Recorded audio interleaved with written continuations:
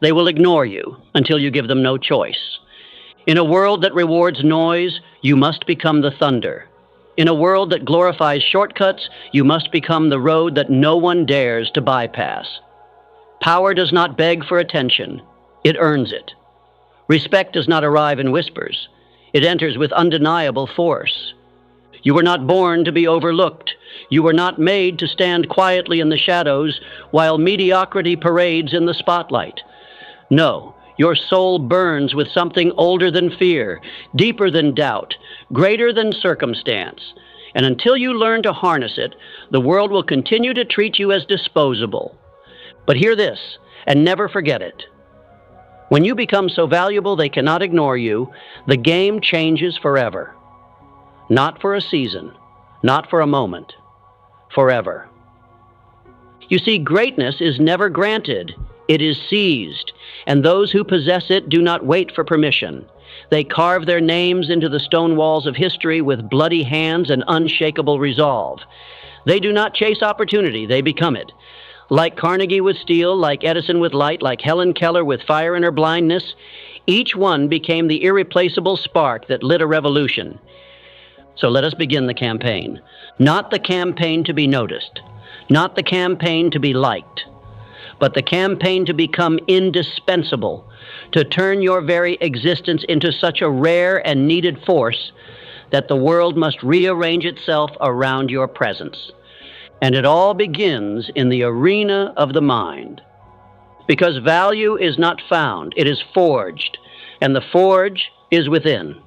The mind is the battlefield. The thoughts you allow are the weapons you wield. The enemy, doubt, distraction, indecision. These are not minor inconveniences. They are assassins, cloaked in reason. They whisper, wait a little longer. They suggest, you're not quite ready. But the truth is this, you are not waiting on the world. The world is waiting on you. Henry Ford did not begin with wealth. He began with a mind that refused to stay idle.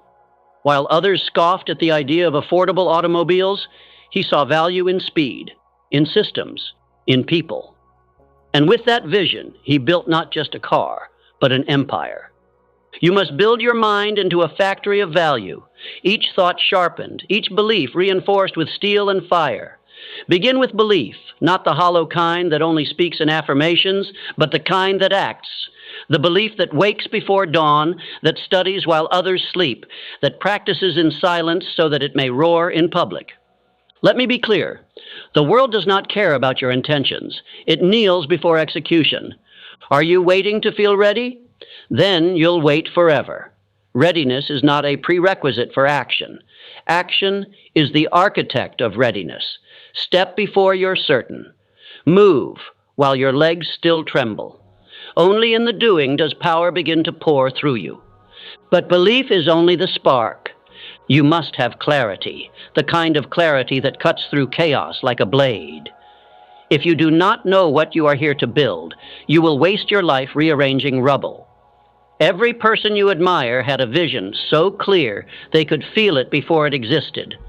Andrew Carnegie saw towers of steel while others still hammered iron by hand.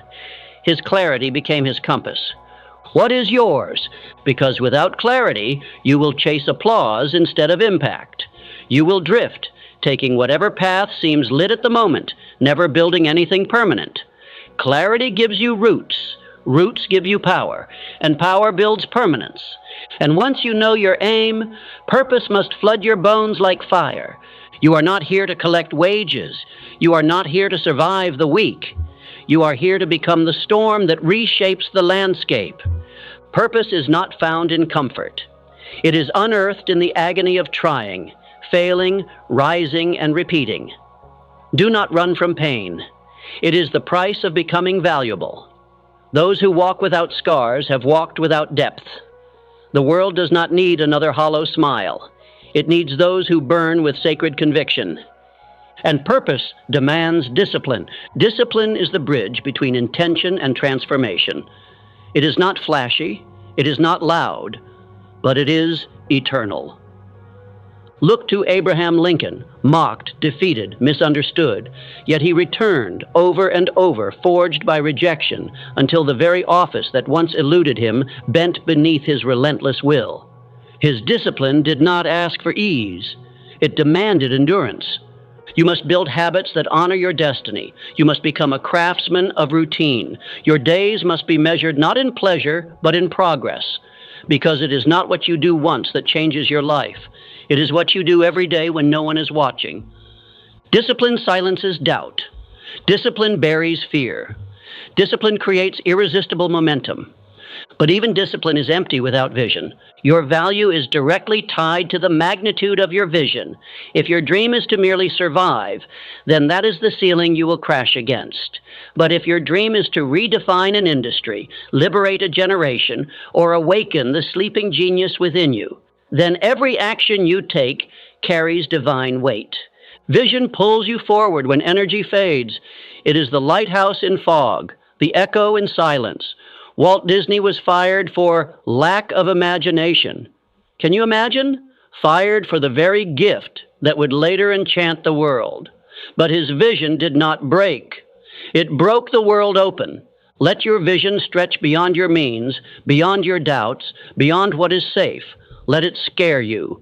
Let it consume you, because when the vision is bold enough, your value becomes inevitable. But no vision, no purpose, no discipline will matter unless you act. And act now, not next week, not when conditions are perfect, not when someone gives you permission. Success does not come to the hesitant. It comes to those who strike the iron before it cools. Thomas Edison did not wait for perfect conditions. He created 10,000 versions of failure before inventing the light bulb that shattered the dark. That is not luck. That is relentless, unshakable, irrational action in the direction of destiny. You must become a man or woman of execution. You must become a force that moves even when it is not convenient. You must become known for getting things done, not for your plans, not for your ideas, but for your results. Because results are the language of value. Results do not explain, they do not defend, they declare. And as your results begin to speak louder than your voice ever could, the world will listen.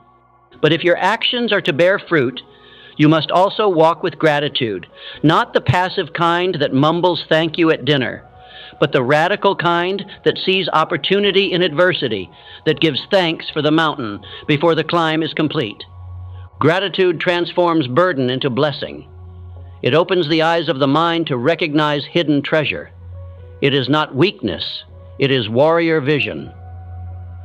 A man who is grateful is a man who cannot be defeated, because he does not measure success by ease, but by expansion. When you are grateful for the struggle becomes sacred. And when the struggle becomes sacred, nothing can stop you, because you have now entered the realm of transformation where adaptability is your armor. The world shifts like sand underfoot. Empires rise and collapse, not because they lacked strength, but because they refused to bend. The most powerful man is not the one who stands rigid against the storm. It is the one who learns to dance with it, to harness the wind, to turn chaos into fuel. Do not fear change. Use it. Do not curse the detour. Study it. When others are paralyzed by disruption, you must be the one who evolves, who pivots without panic, who molds himself again and again until the very fires that destroy others only refine your edge. You are not here to stay the same. You are here to become unrecognizable to the version of you who once begged for small victories. Look at Charles Schwab. He was not merely a worker in Carnegie's mills. He became so adaptable, so eager to learn and expand, that the Steel King himself placed the crown in Schwab's hands. That is not inheritance. That is not luck. That is the consequence of value forged in the furnace of flexibility. You must become the person who studies in defeat, who recalibrates under pressure, who finds new roads when the map is burning. And for this, you will need resilience, the kind that outlasts storms, the kind that stands when knees are shattered, the kind that smiles with cracked lips and bleeding knuckles because it knows you do not fail until you surrender. Resilience is not a feeling. It is a decision to try again, to knock once more, to build when your hands are tired and your heart is frayed and your vision blurred, to press your forehead against the door and whisper, "I am not finished." That spirit cannot be bought. It cannot be borrowed. It must be born through agony, grown through repetition, sealed in the fire of rejection and delay. And if you do not yet possess it, cultivate it by showing up one more day than your excuses allow. Look to Florence Nightingale, the lady with the lamp, mocked, resisted, ridiculed. Yet her conviction outlived every critic, her service echoing through time. That is the power of unrelenting resilience. But resilience without wisdom is chaos. So you must become a disciple of learning, not schooling. Learning. Let the world be your university. Let failure be your professor. Let each day be a textbook written in blood, sweat, and divine insight. Do not be the one who waits to be taught. Be the one who hungers to know. Every person who became invaluable. Carnegie, Bell, Keller, Edison. Each became students of the invisible. They read not just pages, but people. They observed not just results, but patterns. They studied life as if every crack in the wall whispered secrets only the alert could hear. Ignorance is not a sin, but choosing to remain ignorant in a world drenched with knowledge is. And make no mistake, the more you learn, the more you earn, first in respect, then in revenue, and finally in legacy. But learning is not enough. You must reflect. You must step back from the noise and ask, am I becoming who I was born to be, or merely who I was told to be? Are you sculpting your destiny, or are you letting convenience dictate your course? The answers will not shout, they will whisper in silence. So make time for silence. Make time to walk with your thoughts as allies, not enemies, because the man who knows himself cannot be bought, broken, or blindsided. And once you've learned, once you've reflected, once you've endured, you must now choose to lead. Not in title, but in temperament. True leadership begins when you carry weight no one asked you to, when you take responsibility without applause, when you inspire without needing credit. You lead by becoming the example, by being the one who works harder, stands taller, thinks deeper. You become the blueprint others study not because you told them to, but because they cannot stop watching what you do. You become a walking standard, a breathing reminder of what's possible. And in this, your value compounds beyond currency. You become the currency. And this leads to the critical assault, the turning point of your life. Are you ready? Because here it comes. All this work, all this sacrifice, all this transformation means nothing if you still see yourself as average. That is the lie that poisons kings, the delusion that shackles greatness, the hidden voice that whispers, "Who am I to rise?" And here is your answer. You are exactly who the world has been waiting for. You are the one who breaks the chain. You are the one who stops the curse. You are the one who does not flinch in fire, who does not tremble in darkness, who does not fade in the face of resistance. You are not small. You are emerging. And you have a responsibility now to yourself, to your gift, and to every soul who is watching you rise. You do not have time to waste. You do not have the luxury of delay. You must become so valuable that your name becomes synonymous with excellence, not just in your career, not just in your craft, but in your character. Become the one who keeps their word when others offer excuses. Become the one who shows up early, who listens deeply, who serves without needing recognition. Because when you do, when you embody this rare, radiant intensity, you become the man or woman who makes everything better by your presence alone. You are not chasing success anymore. You have become the success others chase. But beware. Value attracts pressure, and pressure, when mishandled, destroys. So you must now master the final test, balance. To be grounded in purpose, but lifted by vision. To be fierce in execution, but gentle in spirit.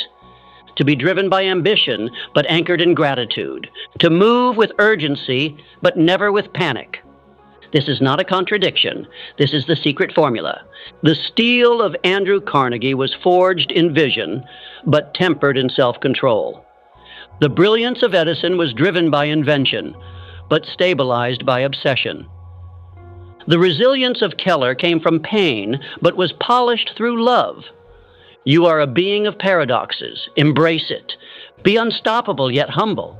Be powerful yet kind. Be disciplined yet playful. Be rising yet rooted. Because when you live from this place of wholeness, value is not what you offer. It is what you are. And the world does not ignore what it needs. It may resist it. It may question it. It may delay its embrace of your value. But it cannot deny it forever, because there comes a moment after the storms, after the years of being underestimated, after the silence that echoed louder than applause, when the world turns and says, "Where have you been?" And you will answer, not with words, but with your work, with the empire you built while no one was watching, with the wisdom you carved from failure, with the value you became when no one else believed you could. They will wonder how you rose so quickly, but they will not see the decades of discipline etched into your bones. They will applaud your destination, but never comprehend the terrain you conquered to arrive. And that is your final advantage. Let them see the harvest, but know in your soul the cost of the seed. Because the rarest treasure on earth is not gold or oil or diamonds. It is a person who cannot be replaced. A person who elevates every room they enter. A person whose name becomes a solution. A person whose presence demands attention, not with noise, but with gravity. That is the value you must now embody. But let us not romanticize this road. It is not paved in comfort. It is carved in silence, through seasons where you will question everything, where your own mind will become your most cunning enemy. There will be nights when your dream feels like a burden instead of a blessing. Push anyway. There will be mornings when your hands shake, your spirit wavers, your motivation is nowhere to be found. Act anyway. There will be moments when you feel invisible, when the world passes over you for someone louder, flashier, more connected. Endure anyway, because this is not about them. It never was. It's about what you're becoming, and what you are becoming is rare. A rare mind, a rare will, a rare fire that does not fade when winds rise. And do you know what the world does with rare things? It protects them. It chases them. It values them. So if you feel alone, it is not proof of your failure. It is confirmation of your rarity. You are on the right path when the path gets narrow. You are on the right path when your standards begin to offend mediocrity. You are on the right path when comfort becomes intolerable and excellence becomes your oxygen. And the reward? It is not merely wealth, though wealth may come. It is not merely recognition, though recognition will follow. The true reward is waking up each morning knowing you are no longer asking for a seat at the table. You built the table. You own the table. You invite others to it. Because now you are a source, not a seeker. Now you create opportunities, not beg for them. Now your life radiates with such purpose, such clarity, such fierce discipline that the world cannot afford to overlook you anymore. That is the strategy. Not fame, not luck, not shortcuts, but this. Become so valuable, they cannot ignore you. So what now? Now you wake up tomorrow and begin again, not because you're behind, but because greatness demands daily consecration. Now, you review your habits, not with shame, but with ruthless honesty. Now you walk into every space, every meeting, every quiet moment with this thunder in your chest. I am becoming irreplaceable. Let it shape how you speak. Let it sculpt how you train. Let it guide how you choose friends, how you solve problems, how you move through resistance. And remember, your value is not a crown to be worn. It is a weight to be carried, a responsibility. Because the moment you become too valuable to be ignored, you also become a beacon. Others will look to you for courage, for clarity, for confirmation that greatness is still possible in a world that rewards distraction. You must not shrink from this role. You must rise into it. You must now carry your light with reverence, not pride, but purpose. You must now pour your value into others, not just for applause, but for legacy. Because what is the use of becoming unforgettable if no one else remembers their own power through your example? That is what separates the great from the legendary. The great become valuable for their own gain. The legendary, they become valuable so others may rise. You are standing at that threshold. Behind you is the world as it was, ordinary, safe, predictable. Before you is the life no one believes you can live, not because it is impossible, but because they never believed it for themselves. Step forward anyway. Speak with fire, walk with presence, work with such discipline that time itself slows to watch you build. And know this, every great revolution, internal or external, began with a single unshakable decision. I will no longer be ignored. Not because you shouted louder, but because you became so valuable, so clear, so consistent, the world had no choice. They had to listen. They had to follow. They had to remember your name, because names like yours are not whispered. They are carved into granite, spoken in boardrooms, echoed in the minds of those who once doubted you. You are no longer waiting for opportunity to knock. You are the knock. You are the call. You are the answer to a world drowning in noise, gasping for authenticity. And this is where the real revolution begins. Not on the battlefield, not in the market, not even in the world, but inside you. When you wake up tomorrow, the sun will rise on a man or woman who is no longer the same, because now you know, now you understand, now you believe, not with timid hope, but with roaring certainty, that value is not given, it is built. It is embodied. It is earned in sweat, sharpened in silence, and crowned in fire. They cannot ignore the one who refuses to be average. They cannot silence the one who speaks in results. They cannot outpace the one who sprints while they sleep. You have no competition when you have no off switch. And let this truth enter your bloodstream. You don't need to be liked. You need to be respected. You don't need a seat at their table. Build your own, then feed the hungry. You don't need shortcuts. You are the long road, because shortcuts fade, but legacies endure. Be the one they can count on. Be the one they quote behind closed doors. Be the one whose name enters the room before they do. Because when you are that person, you are no longer a choice. You are a necessity. You are the engine they need, the voice they trust, the anchor in chaos, the leader in crisis, the fire that warms and the flame that warns. And to become that, you will lose things. You will lose the comfort of the crowd. You will lose the approval of the small-minded. You will lose your old self, the one who begged, paused, hesitated, and hoped someone else would see their worth. But what you gain is sovereignty, clarity, mastery. You become a new species in a sea of copycats. You become dangerous, not to the world, but to everything that once held you back, because now you don't chase influence. You wield it. You don't ask for time. You own it. You don't wish for change. You are it. And mark this, the world always catches up to those who persist. The world always bends to those who refuse to break. The world always remembers those who become so valuable, so rare, so unstoppable, that forgetting them is no longer an option. So go now. Stand like you've been called. Speak like you've been chosen. Act like the future depends on it, because it does. This world is watching, not for the next celebrity, not for the next flash of brilliance, but for the next soul who rises so fiercely that nations lean forward just to watch what they do next. Be that soul, be that voice, be that fire. Become so valuable they cannot ignore you. And when they finally turn their eyes in your direction, let them see the unshakable truth written all over your life. That greatness was never an accident. It was always the plan. It was always you.